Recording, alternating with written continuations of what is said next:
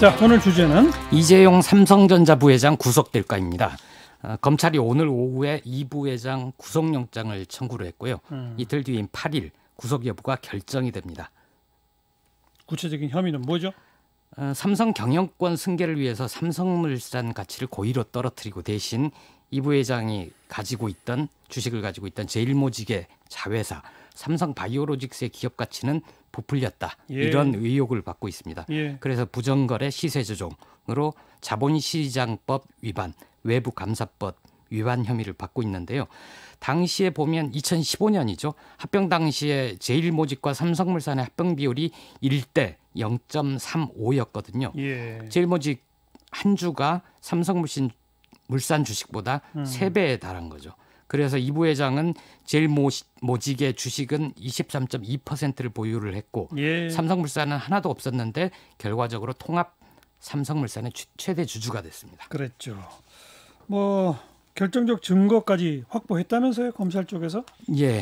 정황 증거 이상의 증거가 있는 걸로 보입니다. 미래전략실이 만들어서 이 부회장에게 보고한 문서들이 있는 것으로 보입니다.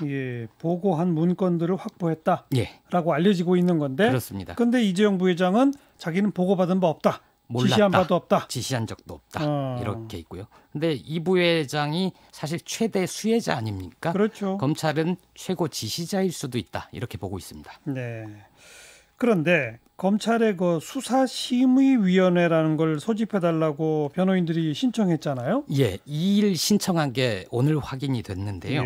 어제 확인이 됐는데요. 그 검찰의 구속영장 청구를 피할 수 없다고 판단을 하고 미리 작전을 먼저 들어갔던 것 같습니다. 그렇죠. 근데 결과적으로 실패를 한 게 오히려 검찰을 자극해서 오늘 검찰이 구속영장을 청구를 해버린 거죠. 네. 이 수사심의위원회라는 건 뭐예요? 사실 저도 몰랐습니다. 이번에 공부를 좀 해보니까 2018년에 문무일 검찰총장 시절에 검찰이 기소를 할지 말지 여부에 시민들의 뜻을 좀 묻는다. 이래서 절차를 만들었고요. 심의위에는 변호사, 교수, 법조 경력이 있는 기자, 시민단체 활동가 약 250여 명이 모여 있고 그들 의견을 다 듣는 건 아니고 무작위로 그들의 몇 명을 추려서 얘기를 듣는다고 합니다. 250명 풀에서 무작위 추출된 사람들이 심의를 한번 해본다.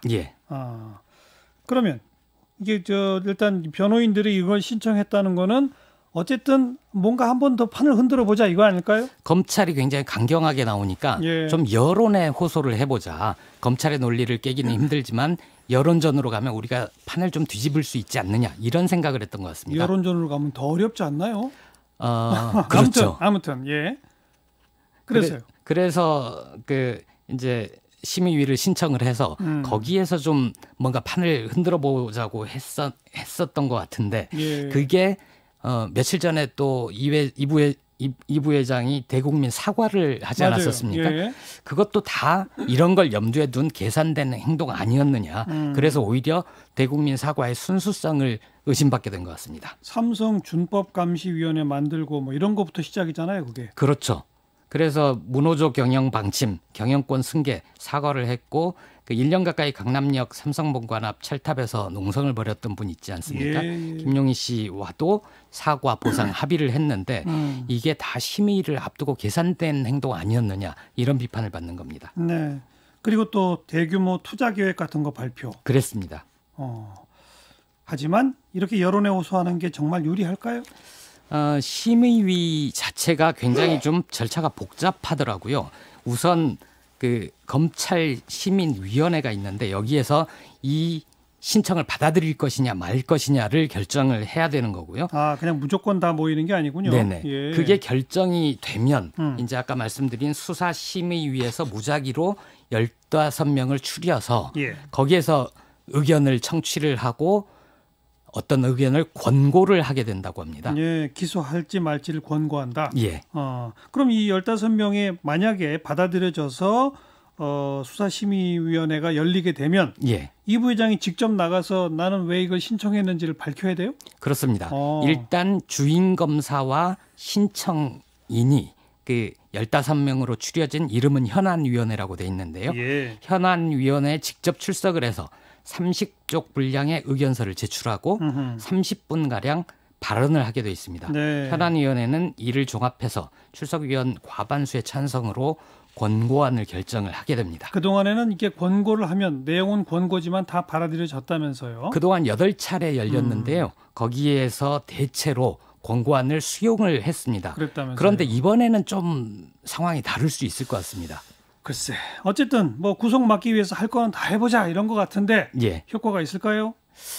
일단 8일에 이 부회장의 구속 여부 이게 중요할 것 같은데요. 예. 재판부가 이미 이거는 상당 부분 혐의가 밝혀졌고 구속할 만하다 했는데 여기에 심의가 다시 아니다. 그거는 아닌 것 같다라고 네. 의견을 내기가 권고를 하기가 힘들 것 같습니다. 재판부가 어떤 판단을 하는지가 먼저 중요하다. 그렇습니다. 영장 심사를 맡은 재판부가 정말 중요하네요. 예.